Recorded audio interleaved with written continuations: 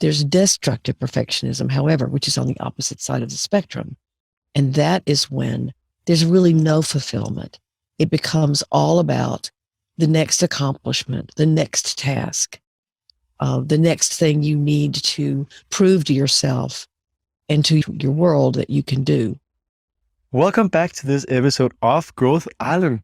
Today I got one of the best voices on the podcast that I ever had. I had the pleasure of talking to this wonderful woman before, and you can enjoy this.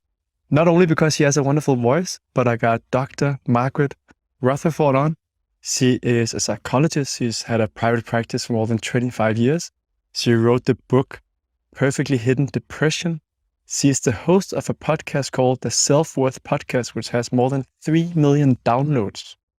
She has a PhD in clinical psychology, and she's pretty awesome. And she can help all of us, old perfectionists or people that are still dealing with the perfectionism and many other things, to live our best life, because we might be functioning really well, but what does it take to get us to the next level? So Margaret, thank you so much for coming on. Well, thank you. I'm a little embarrassed to speak because a lot of my listeners say that they listen to the podcast and it puts them to sleep. So I'll try not to put you on. I had one other guy who was also a meditation speaker. Mm-hmm. He also had this crisp voice that just makes you relax and smooth in. So apart from having an amazing voice, how did you get into helping people and learning so much about psychology, becoming an expert on that? Well, I often say that I'm a psychologist because I'm a therapist because I got good therapy, and I did. Psychology was not my first degree or my first career. I was a jingle singer in Dallas, Texas. I sang advertisements and commercials for television and radio. And then I sang at night. I had a jazz group at night. And I did that for about somewhere between 7 and 9 years. But I really wasn't happy. I started volunteering at the battered women's shelter in Dallas. And I learned that I was using a part of myself that I was not using. In fact, you spend most of your time trying to sell yourself to people, not literally, but your talent or whatever. And so I got involved in helping other people. And I thought, oh, wait a minute, this is a direction I want to go in. And that was when I was about 28 or 29. And so I went to SMU, which is Southern Methodist University there in Dallas, and got a music therapy degree, thinking I would sort of combine my musical love, my passion, as well as doing therapy. But then I did an internship at a psychiatric hospital. And that's where I found my niche. It was like, oh, no, this is what I want to do. So it took me, Mads, 9 years to turn my life around from being a nightclub singer and a jingle singer to seeing my first patient as a psychologist. I started blogging in 2012 and just writing, and then I started the podcast in 2016. So it's been quite a journey. That's fantastic. I love that you had a life before being a psychologist. Oh, yeah. I think that matters a lot, and I think no negative about the psychologists go straight from school, but sometimes they might be missing that life experience. And having that life experience and then learning all these tools, I think is extremely powerful.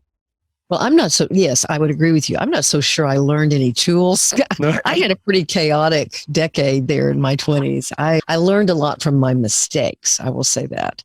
And actually, that's why I got all that good therapy. And then there's something about it. You feel so honored when someone begins to open up to you and trust that what you have to say might be helpful to them, or your perspective might be helpful. I often say, Mads, that I feel like I'm a conduit between the people I have seen and what I have learned from them about how to get through terrible circumstances and terrible trauma. And then the people I see, I might see today, that I have learned from those people, and I simply offer to the new person sitting in front of me what was my experience there. So with more and more experience, you have more and more information, and there's a lot of healing in the relationship as well. Therapy is a very unique, your relationship with your therapist is very unique. So there's healing within the relationship, but there's also healing just from learning skills and that kind of thing. So one of the things you work a lot with is perfectionism. Mm-hmm. I got into that in about the same way I got into psychology. It was a circuitous route, as they would say. I was blogging and I was sitting in my sunroom one Sunday afternoon writing a typical blog post. And I thought, I want to talk about these people who externally looked like they had it all together. When they walked in my office, I was like, why are they here? And yet, what I learned with time was that what they could not do was access their more painful emotions. They didn't know how, they might not even have words for it. And so they had this silent kind of part of themselves that with more and more trust in the relationship. And when I began to understand this, they would open up about it and finally begin to learn how to connect with what was earlier trauma. So I wrote this post. I just pulled the term perfectly hidden depression out of the air. And I wrote the post, "The perfectly hidden depressed person, are you one?" And described a couple of people, obviously anonymously, that I had worked with. Well, the damn thing went viral. And I'd never had anything go viral before. And I was also writing for HuffPost at the time. They featured that blog post that week. And I got hundreds of emails from people saying, it's like you're in my head. How do you know about this? Where do I get help? Is there any more information? And I was blown away. I thought, wow, this is something. And so I looked around in the popular literature. Of course, I found Dr. Brene Brown's work. She had just begun writing about it. This was in 2014. And I found a book by Terrence Real, which is a wonderful book called I Don't Want to Talk About It, that was actually written for men about what he termed covert depression. But in the popular literature, the only thing else that I could find were some workbooks that have been written about how to stop being a perfectionist and how to be more comfortable with your imperfections. But they didn't talk about the why. They didn't go back and say, how did this get created? How did you develop this camouflage of looking physically fit and mentally fit and being successful? And yet the emotional part of your life is, except for looking good, the emotional part of your life, you really have a very limited ability to connect with darker emotions. And so I looked in the academic literature. So I guess literally I began researching it, and I got a lot of support from friends and fellow bloggers and that kind of thing. And 5 years later, I had it on the market published by New Harbinger. And so I have heard from people from all over the world about this, you included now, and I so appreciate it, who resonate with this idea that there can be this repressed, suppressed part of you that you distance yourself from, you discount, you deny things that may have happened to you that are really very important to connect with. So how do we define, if we go into that, how do we define a perfectionist when it's a challenge? How do you define a perfectionist? Well, there's a distinction between constructive perfectionism that's all about seeking excellence and striving. And I would count myself in that category. I've always been, I needed to be the first or the best. Sometimes I wasn't, mind you, but I wanted to be. And so I think those are people who really can and want to do very well. They want to be involved. They want to make a difference. Your audience is wanting to be the best they can be, both physically and mentally. And yet when you can accept mistakes, when you can enjoy the process of learning, when you feel fulfilled by what you do, that's what I would call constructive perfectionism. There's destructive perfectionism, however, which is on the opposite side of the spectrum. And that is when there's really no fulfillment. It becomes all about the next accomplishment, the next task, the next thing you need to prove to yourself and to your world that you can do. And the thing that's important to understand about destructive perfectionism is that there is very frequently, and especially in what I called with you before we started recording, trauma-based perfectionism, where you have this voice of shame this critical, nagging, shameful voice that's always talking to you. It's not like a psychotic episode, but in a sense of criticizing, negatively evaluating, just telling you things like you'll never be who you want to be. So it's this inner battle almost constantly that, of course, they have to detach from. And so they stay usually very analytical. Yeah. So what can you do about it? So someone is sitting and listening, being like, yeah, okay. Someone might be like, I am that high achiever, but I'm pretty happy and I'm pretty fulfilled. Sure, that's great. And like, then you might tune out, but I'm pretty sure you'll still get value. Or you might be the person being like, I'm probably in that category where I'm pushing very hard all the time and it's like an uphill battle and I never feel good enough. Like, I'll tell you a funny story. At least I thought it was very amusing. When I had written the book, and that's what I gave to New Harbinger. I described what I call perfectly hidden depression, and I came up with 10 traits that are a syndrome. It's not a diagnosis. I'm certainly not narcissistic enough to believe that I've come up with a whole new diagnosis, but I call it a syndrome. And probably the most well-known syndrome is codependent. When people say, oh, I'm so codependent, and there's certain behaviors and beliefs that go along with being codependent. So I'd come up with these 10 traits and I described them. And then New Harbinger got back to me and they said, well, we really like this concept. We think there are a lot of people who need to hear about it, but we need a treatment strategy from you. And we need it in 2 weeks. That's no time. So I did come up with a treatment strategy, and it has 5 stages. And the very first stage is exactly what you're talking about. It's called consciousness. If you don't call something a problem, then you don't have a reason to work on it, to try to work with it, because it's not a problem, right? And I promise you, there are a lot of really destructive perfectionists. They're not constructive, they're destructive, but they're saying, I can't look at any of that stuff. People won't respect me. I'll lose my job. I'll turn into a slug. That's not something I'm interested in. So you have to become very mindful of exactly where you fit on the spectrum of constructive versus destructive perfectionism. And I have a little questionnaire that's on my website at drmargaretrutherford.com if anybody wants to take it. It is not externally validated or validated anyway. It's just my thinking. And you can see where you fall on the spectrum. But so that's the first step, to try to decide, how self-accepting am I? How self-compassionate am I? Where do I fall on these traits? And then you have to commit.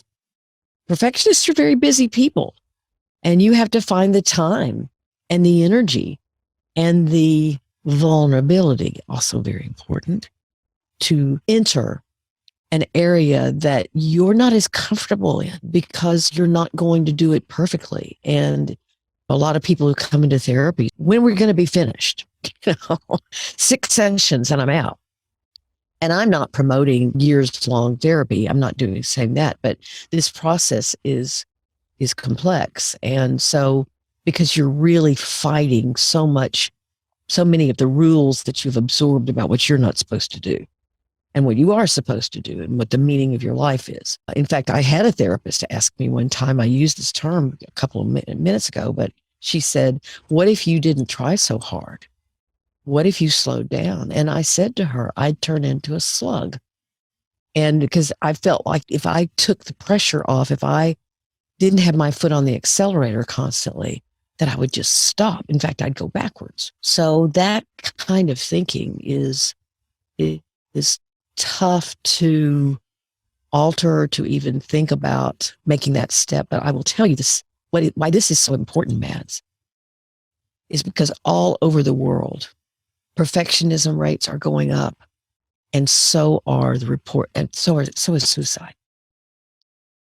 At this point, I know in the United States, at least, I don't know anybody that doesn't know someone who killed themselves, and everybody said, what? I just saw him 3 weeks ago. He looked great. Or she just coached my daughter's soccer team and they won. Or she was just the head of a volunteer effort and she raised $100,000. I mean, these people look fine, but they kill themselves. And I've heard from so many people widows, parents who've lost children. There's a great book called What Made Maddie Run. And she was a college track star at a huge university here in the United States. And she killed herself. And her parents allowed this wonderful journalist, Kate Fagan, to talk about and describe her journey, because it was she looked so incredible. Her Instagram looked great, but she was devolving into this very despair and loneliness because no one really knew who she was. Yeah. So I think that's also been in many of my podcasts, like the challenges with mental health are severe.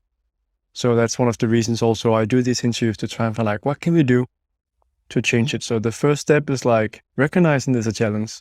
Right. What do you do after that? And then admit to it. Well, self-help books are great. I wrote one. You might want to go into therapy with some help for this, because mental health professionals have known for a long time that perfectionism can be tricky, and that it has both its positive and negative connotations. It's a character trait, basically.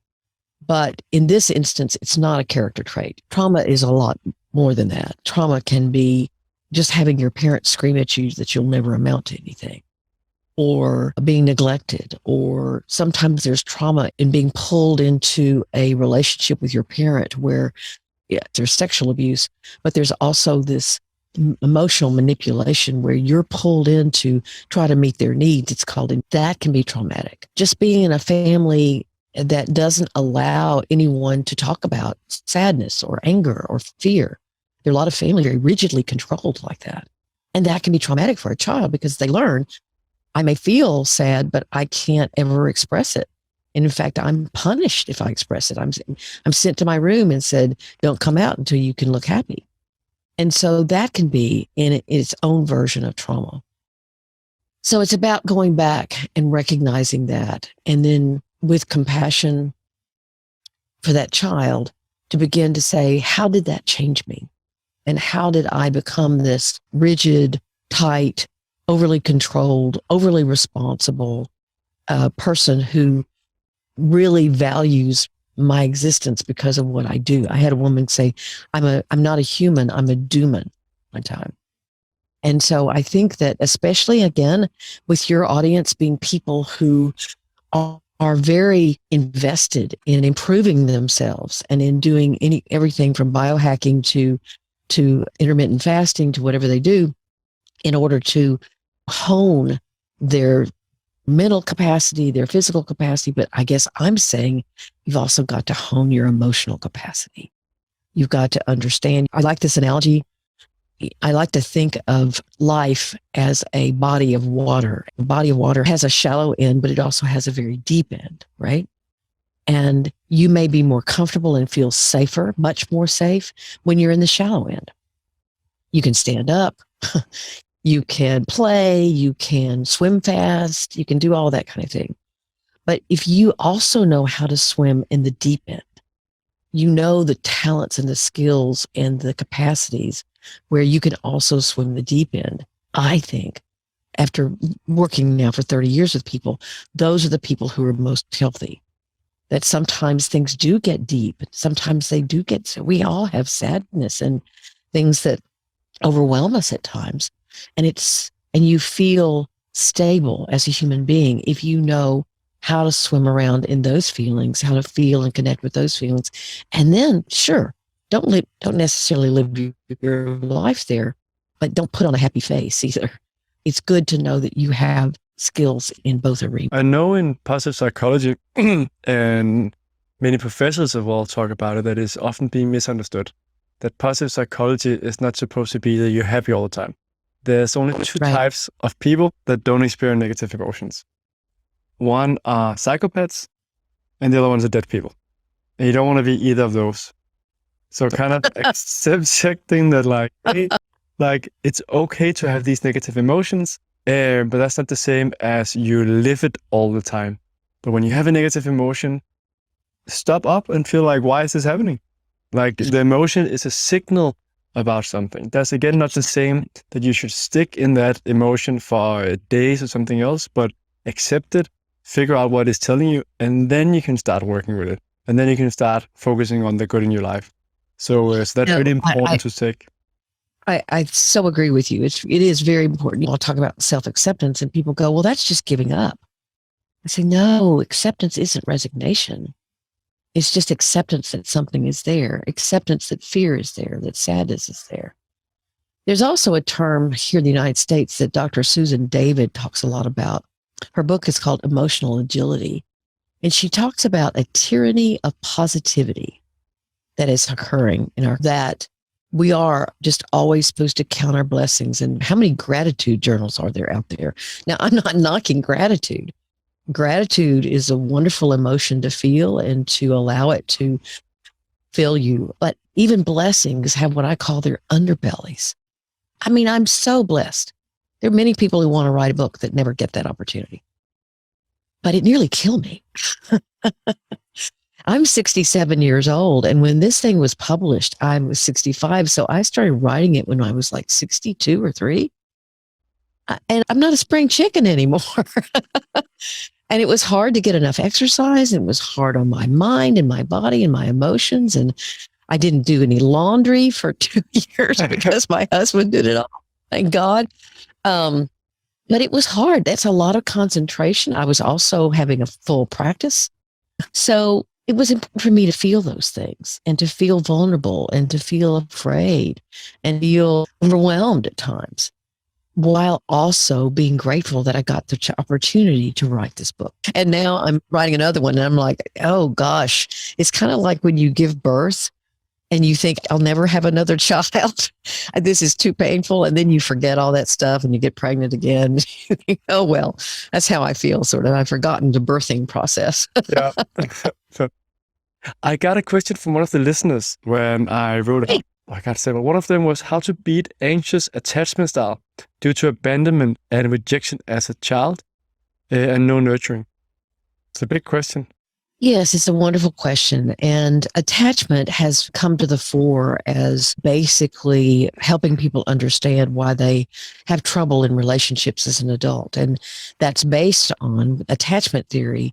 Attachment theory basically talks about how your primary caregiver and you bond. How tuned in are they to you? That's their job. Their job is to notice when you cry, to feed you when you're hungry, to cuddle you when you need cuddling. That's their job, right? That's what a parent does. You are reflected in their treatment toward you, and you feel known, you feel safe, you feel secure. And not a lot of primary caregivers do that, unfortunately and sadly.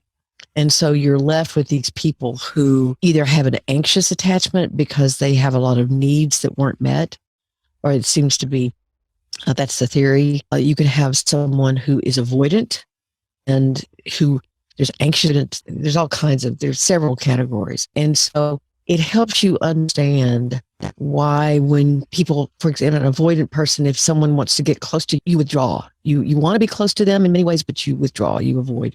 And so an anxious is primarily that you're very needy and you need a lot of affirmation and that kind of thing. And then there are other things. So how do you fix that? I understand that it is tricky because it's sort of like, first I need to know what happened and accept, again, we're talking about acceptance, what happened with my primary caregiver. And then I have to be aware of when it's beginning to govern how I treat other people or how I think of myself. And therapy is very helpful because actually your relationship with your therapist will also reflect. And so you can work in the therapeutic relationship to try to change or alter that. It's difficult. I think really with attachment, a lot of it is, I know that I'm this way, and so I want to manage it. Most of mental health is really about management, to recognize that you have something fairly ingrained in you, embedded in you, that is going to influence the way you think about yourself, the way you think about trust, the way you think about relationships, the way you think about your purpose. And so for you to manage that, to do a lot of your own work on what are my innate tendencies, and then how do I manage those to where they don't govern who I am. And the same as with depression or anxiety. I have panic disorder, for example, and I have performance anxiety, interestingly enough. Now I manage my anxiety. It's not that I don't have panic anymore. Sometimes I still do occasionally. And I have to feel its presence and that it's coming on, and that I have to manage its existence in me and it's my tendency to be anxious. So mental health is mostly about management. Margaret, time is running. Where can people learn more about you? Well, I would be delighted and honored for anybody to do that. My website is drmargaretrutherford.com, and it's a very creative name. And there's everything there. My podcast is there. You can find my podcast, the Selfwork Podcast, is on Spotify. It's on Apple Podcasts. It's on Podcast Addict. It's on Podbean. It's everywhere you listen. It's there. And that's, of course, something I've loved to do. I've done that for 5.5 years now, and it's a joy to do. My book is Perfectly Hidden Depression, How to Break Free from the Perfectionism That Masks Your Depression. And you can find it on Amazon. And I'm hoping to get a second one out called It's What You're Not Saying. I hope that's what my second book is going to be about. And more about compartmentalization, which is the stowing away of these feelings and how that happened. Yeah. So I'll definitely put all of that in the show notes so people can find it, and it'll be easy. I often ask the guests in the end, if you had to give 3 advice for how to live a happy, healthy, and meaningful life, just boil it down. What would you recommend the listeners? Well, it won't surprise you that the first thing that I'm going to say is to recognize when you're not so happy and to honor that. And don't, like you said a few minutes ago, you don't want to live in it, but develop the skill of tolerating and connecting with emotions that are harder to do so that those things don't grow more potent in your life without you realizing it. Okay. I think self-acceptance is very important as well. And what I mean by that, my working definition of self-acceptance is not defining yourself by your strengths nor your vulnerabilities, to recognize that neither one of those completely define you. One of the examples I like to use is that I have 3 letters after my name. I'm very proud of those 3 letters, but I've also been married 3 times. I'm not so proud of that. That 2 of those were in those chaotic 20s I talked about. Yeah. So that's not something, it's a fact about me, but I shamed myself for that fact for years. And I've learned that really doesn't define me any more than having a PhD does. I don't like it, but I learned from it. So I think connecting with painful emotions, then self-acceptance. And then I think that also I like to think of that there are 4 legs of a stool that we sit on all the time. And there's the mental leg, the physical leg, the emotional leg, and the spiritual leg. And to realize that if you don't attend to all 4 of those and try to make sure that they are in alignment and they are balanced. How many people have told me, I'm in a relationship that I hate, but I have a good life other than that? Well, that's not going to be balanced. So you want to try to make sure that you're attending to all those things in your life. Got it. Margaret, thank you so much for your time here on the podcast, sharing with me and sharing with all the listeners. I really appreciate that. And thank you so welcome. I never have on this much makeup at 9 o'clock. My husband asked me, what are you doing? Well, you look fantastic. So the ones that are listening, they can also jump and see the YouTube to see the video as well. Thank you. And thanks to your listeners. I appreciate it.